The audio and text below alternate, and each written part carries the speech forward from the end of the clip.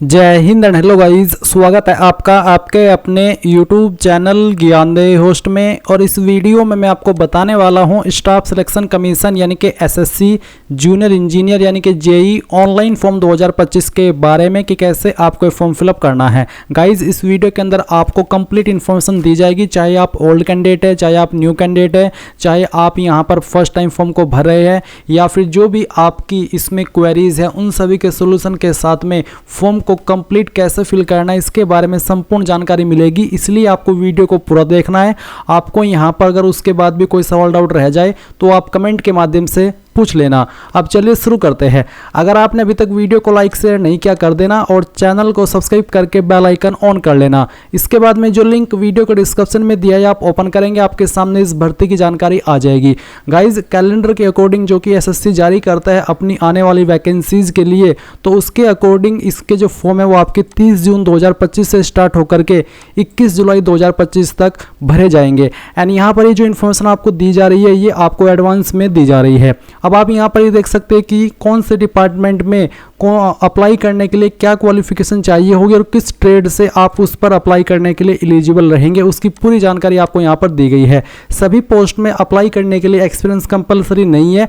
अगर आप डिप्लोमा से अप्लाई करेंगे तो आपके पास एक्सपीरियंस होना जरूरी है। अगर आप डिग्री से अप्लाई करेंगे तो फिर आप बिना एक्सपीरियंस के भी अप्लाई कर पाएंगे।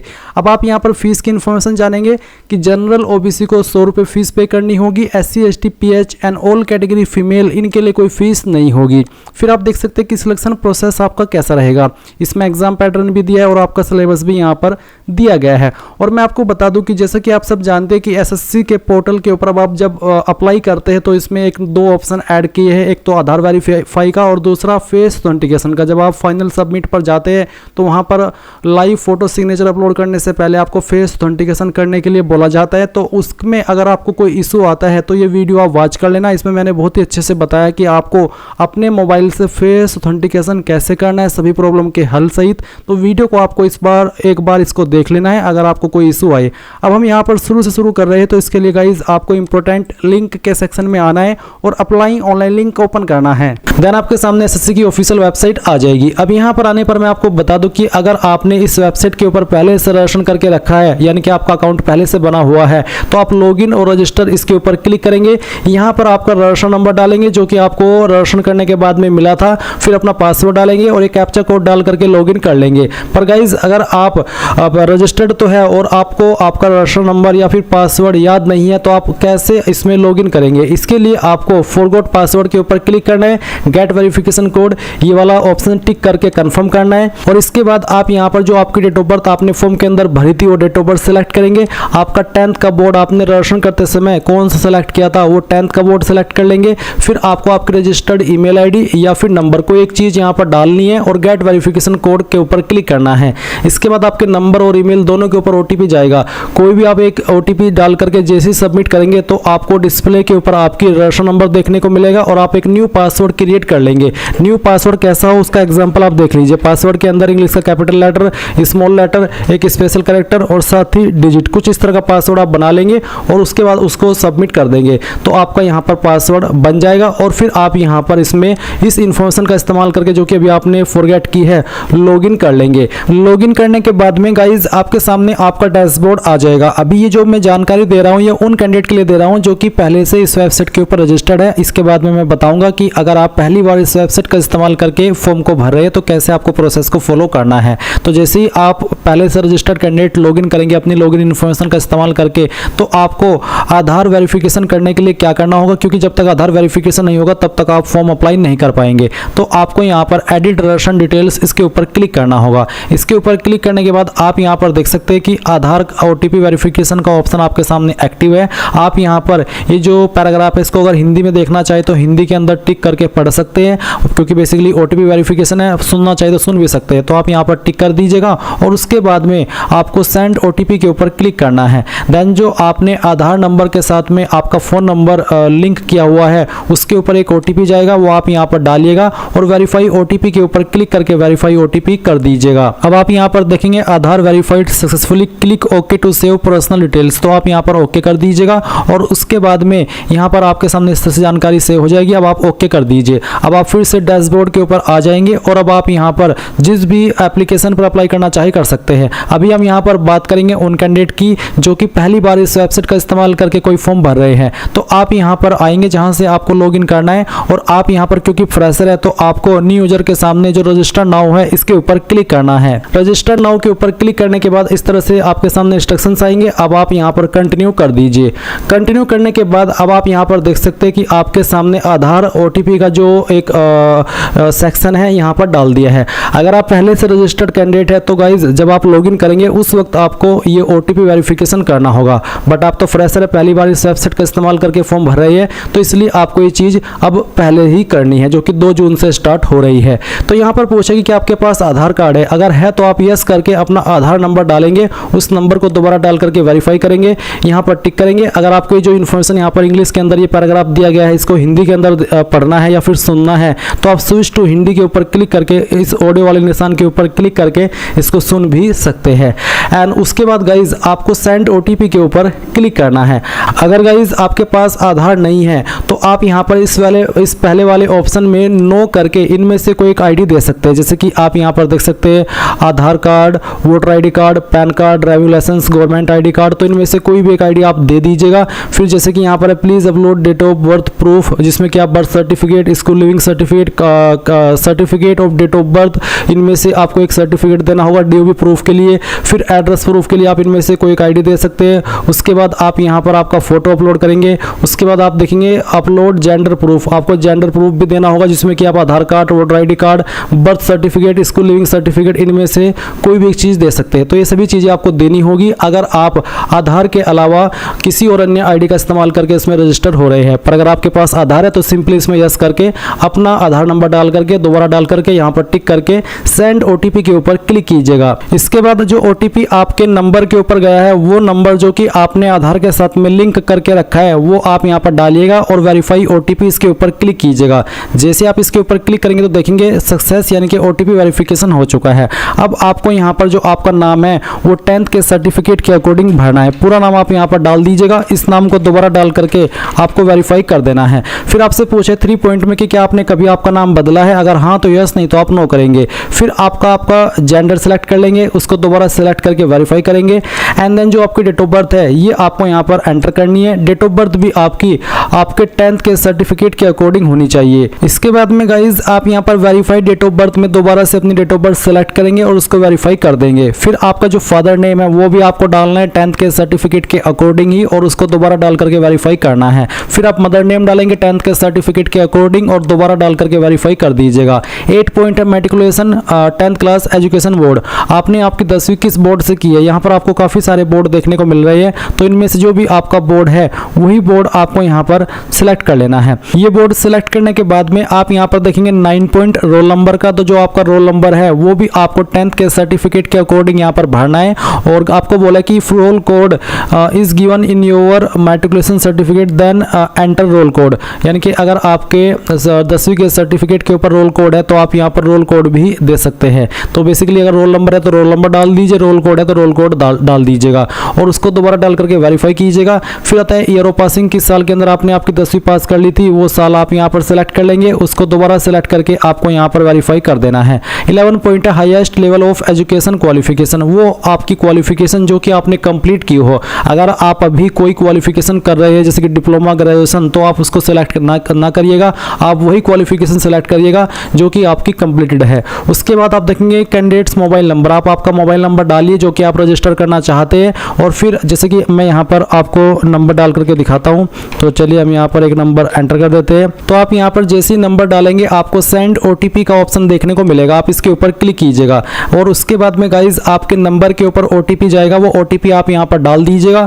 फिर आप आपकी ईमेल आईडी डालेंगे और जैसे ही आप ईमेल आईडी फिल करेंगे तो सेंड ओटीपी का ऑप्शन मिलेगा, आप जैसे उसके ऊपर क्लिक करेंगे तो आपकी ईमेल के ऊपर भी ओटीपी चला जाएगा। फिर आप वो ओटीपी भी यहाँ पर डाल देंगे। उसके बाद जो भी जानकारी आपने यहाँ पर भरी है उन सभी को चेक करेंगे और सेव एंड नेक्स्ट के ऊपर क्लिक कर देंगे। एंड देन गाइज आप यहाँ पर देखेंगे success personal detail submitted successfully. अब आपको यहाँ से से ओके करना है और ओके करने के बाद में आपको आपका रजिस्टर नंबर मिल चुका है। ये नंबर आपको नोट कर लेना है क्योंकि ये आपको फ्यूचर में बहुत काम आएगा एसएससी का कोई भी फॉर्म भरने के लिए। तो अब आपको यहाँ पर क्या करना है, आपको कंटिन्यू के ऊपर क्लिक करना है। अब गाइस यहाँ पर आपके सामने कुछ ऐसा इंटरफेस आएगा, तो आपको यहाँ पर आपका रजिस्टर नंबर डालना है जो कि अभी आपको मिला है, और फिर आपको यहाँ पर आपका पासवर्ड ईमेल के माध्यम से सेंड कर दिया है, वो पासवर्ड आप यहाँ पर डालेंगे। एंड उसके बाद में जो कैप्चा कोड आपको दिखाई दे रहा है आपके डिस्प्ले के ऊपर, वो आप यहाँ पर डालिएगा एंड देन साइन इन के ऊपर क्लिक कीजिएगा। इसके बाद में यहाँ पर आपको बोला है please set a new password, तो आपको यहाँ पर एक नया पासवर्ड बनाना है, बट पहले आप यहाँ पर आपका ओल्ड पासवर्ड डालें जो कि अभी आपको ईमेल के माध्यम से मिला।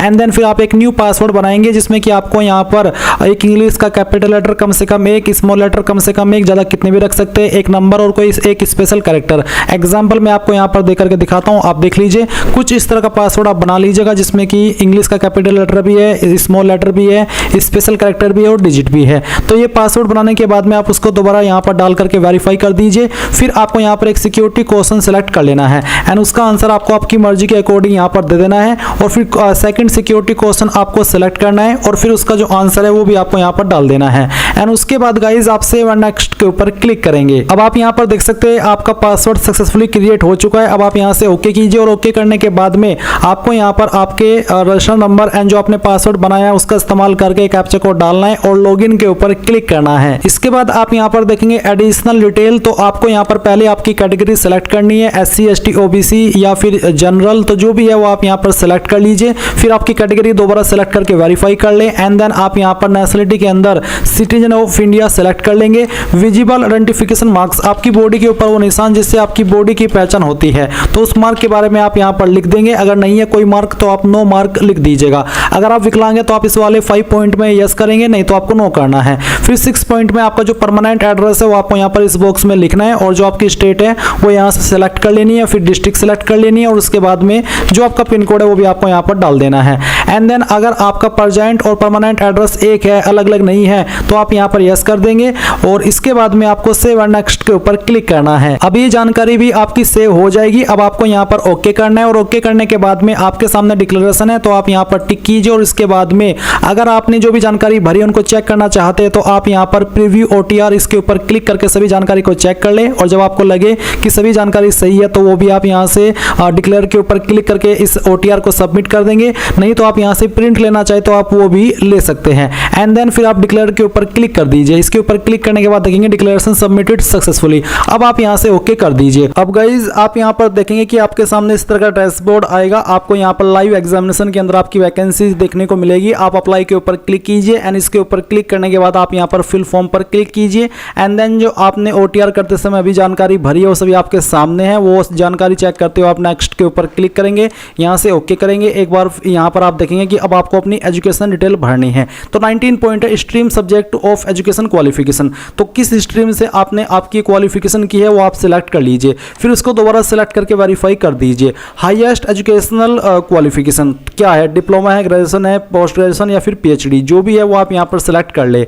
इसके बाद 21 पॉइंट है एग्जाम क्वालिफिकेशन डिटेल, तो 21.1 में है क्वालिफिकेशन क्वालिफाइंग डिप्लोमा या फिर डिग्री, क्या है आपके पास, डिग्री है या फिर डिप्लोमा है, BE BTech जो भी है वो आप यहाँ पर सेलेक्ट कर लीजिए। जैसे कि मैंने डिग्री सेलेक्ट किया तो फिर आपको यहाँ पर आपका स्ट्रीम सेलेक्ट कर लेना है। इसके बाद गाइज आप यहाँ पर नीचे आएंगे तो आप देखेंगे यहाँ पर 22 पॉइंट जिसमें कि आपसे आपका स्ट्रीम पूछा है, सॉरी स्टेटस पूछा है। स्टेटस में आपको बताना है कि आपने पास कर लिया फिर अभी आप अपियरिंग है। अगर आप अपियरिंग है तो आप यहाँ पर देखेंगे कि आपके सामने, तो यहाँ पर मैंने अपियरिंग सेलेक्ट किया। अपियरिंग सेलेक्ट करने के बाद में पासिंग ईयर में आप देख सकते हैं यहाँ पर सभी ईयर आ रहे हैं, यानी कि अगर आप यहाँ पर 2024 के अंदर पास कर रहे हो, मैं आपको बता दूं कि एज लिमिट के अंदर देखा मैंने जिसमें कि आपको बोला है कि आपका एज ऑन डेट रखा है 1 अगस्त 2024। तो अगर आपकी क्वालिफिकेशन 1 अगस्त 2024 तक कंप्लीट हो जाएगी तो आप यहाँ पर पासिंग ईयर 2024 सेलेक्ट करेंगे। एंड उसके बाद में आपको बताना कि कौन से स्टेट से आपने क्वालिफिकेशन की है या फिर आप कर रहे हैं। इसके बाद आप यहाँ पर आपकी यूनिवर्सिटी सेलेक्ट कर लेंगे। अगर आपकी यूनिवर्सिटी इसके अंदर नहीं है तो फिर आप यहाँ पर एक अदर्स का ऑप्शन देख सकते हैं, आप अदर्स को सिलेक्ट कर लीजिएगा। एंड उसके बाद आप देखेंगे रोल नंबर, तो अगर आप अपियरिंग कैंडिडेट है तो जो भी आपका फाइनल ईयर का रोल नंबर है वो आप यहाँ पर डाल देंगे। एंड यहाँ पर है परसेंटेज, तो आप अपियरिंग है तो आपकी परसेंटेज अभी आपको नहीं पता होगी, तो इसमें यहाँ पर आपको NA लिख देना है अगर आप लिख पा रहे हैं। मैं यहाँ पर देख पा रहा हूँ कि NA टाइपेबल नहीं है, इसका मतलब है कि आपको आपकी परसेंटेज ही देनी होगी और ये परसेंटेज आपको आपके जो ईयर कंप्लीट हो चुके हैं उनकी ही देनी है। बाद में जब आपकी कंप्लीट हो जाएगी तब आपको इसको यहाँ पर बता दिया जाएगा जब आपका डॉक्यूमेंट वेरिफिकेशन होगा। और इस सिस्टम में भी आपका इनके सिस्टम में आपका डिटेल रिकॉर्ड हो ही रहा है। तो आप यहाँ पर जितने ईयर अभी तक कंप्लीट कर चुके हो, जो भी सेमेस्टर, उनकी जो परसेंटेज बनती है वो आप यहाँ पर लिखेंगे। एंड उसके बाद में आपको सेव एंड नेक्स्ट के ऊपर क्लिक करना है। एंड इसके बाद ये जानकारी आपकी सेव होगी, आप ओके करेंगे। फिर पूछे एडिशनल इन्फॉर्मेशन, क्या आप एक्स सर्विसमैन है, अगर हाँ तो यस, नहीं तो आप नो करेंगे। आयु सीमा के अंदर छूट चाहिए, अगर हाँ तो यस, नहीं तो आपको नो करना है। अगर आप यस करते तो फिर आपको बताना कि किस कैटेगरी के तहत आप छूट चाह रहे हैं। एंड फिर पूछा कि क्या आप अपनी इन्फॉर्मेशन एसएससी को देना चाहते, तो आप इसमें चाहे यस करें चाहे नो करें, आपके फॉर्म के ऊपर कोई प्रभाव नहीं पड़ेगा। एंड अब आप सेव एंड नेक्स्ट के ऊपर क्लिक करेंगे। इसके बाद आप ओके कर दीजिए और ओके करने के बाद में आपको एग्जाम सेंटर की प्रेफरेंस देनी है, पहली चॉइस, फिर सेकंड चॉइस और उसके बाद में तीसरी चॉइस। फिर यहाँ पर आपको 27.2 देखने को मिल रहा है जहाँ पर do you have physical limitation. अगर आप बिल्कुल ठीक ठाक है तो आप यहाँ पर नो कर दे। अगर आपको लिखने में कोई प्रॉब्लम है और आपको इसके लिए स्क्राइब चाहिए तो आप यहाँ पर यस करें, नहीं तो आप यहाँ पर नो करके सेव एंड नेक्स्ट कर दे। अब गाइज आपके सामने यहाँ पर फोटोग्राफ एंड सिग्नेचर का सेक्शन आ जाएगा और आप यहाँ पर देखेंगे फेस ऑथेंटिकेशन स्टेटस पेंडिंग, जो कि आपका पेंडिंग है। आप इसको कैसे कंप्लीट करेंगे वो जान लीजिए। आपको बोला है log in to mobile application my SSC, आपको माई एसएससी ऐप डाउनलोड कर लेना है। फिर गो टू डैशबोर्ड, उसके बाद में गो टू माई एप्लीकेशन और फिर आपको click continue button for respective examination, यानी कि जिस भी एग्जाम के लिए आपको फेस ऑथेंटिकेशन करना है वो एग्जाम सेलेक्ट कर लेना और फिर आपको आधार ऑथेंटिकेशन वेरिफिकेशन पेज पर जाकर के फेस ऑथेंटिकेशन को कंप्लीट करना है। मैं आपको थोड़ा सा बता देता हूँ। आप यहाँ पर अगर एसएससी की वेबसाइट पर आएंगे तो वहाँ से भी एक नोटिस देखेंगे जो कि application through my SSC mobile app, ये आप नोटिस ओपन करेंगे तो उसमें एक लिंक मिलेगा। ये लिंक ओपन करने के बाद आपके सामने आधार फेस आरडी इस तरह का एक जो ऐप है वो आएगा, ये आपको डाउनलोड कर लेना है। और डाउनलोड करने के बाद में आप यहाँ पर इसमें फेस ऑथेंटिकेशन एडवाइजर देखेंगे, आपको यहाँ पर टिक करना और प्रोसीड कर देना है। फिर उसके बाद में इस तरह से आपको आपकी जो आईज है वो ब्लिंक करनी है और जैसे ही आपका जो फोटो है वो यहाँ पर कैप्चर कर लिया जाए, यानी कि एक्सेप्ट कर लिया जाए, तो आप इस तरह से देख सकते हैं। अगर फेस डिटेक्ट नहीं हुआ, ब्लर हुआ, तो वो डिटेक्ट नहीं होगा। तो यानी कि इस सॉफ्टवेयर का इस्तेमाल करके आपको अपने मोबाइल से आपका फेस ऑथेंटिकेशन कराना है। जैसे ही आपका फेस ऑथेंटिकेशन हो जाएगा तो फिर गाइज आप यहाँ पर जो आपका फोटो है वो अपलोड करेंगे, लाइव फोटो आपका जो बोला है वो आपका good light and plain background के साथ में होना चाहिए। और मैं आपको यहाँ पर इसके जो इंस्ट्रक्शंस है वो भी दिखा देता हूँ कि किस तरह का फोटो आपका एक्सेप्ट होगा। तो अभी जो आप वीडियो में देख सकते हैं, मैं आपको ये दिखा रहा हूँ, ये जो आपके फोटो है इस तरह का फोटो एक्सेप्ट होगा और जो नीचे आपके फोटो ये एक्सेप्ट नहीं होंगे। सिग्नेचर भी देख सकते हैं कि किस तरह का एक्सेप्ट है और किस तरह के रिजेक्ट किए जाएंगे। ये चीज़ें आपको ध्यान में रखनी है।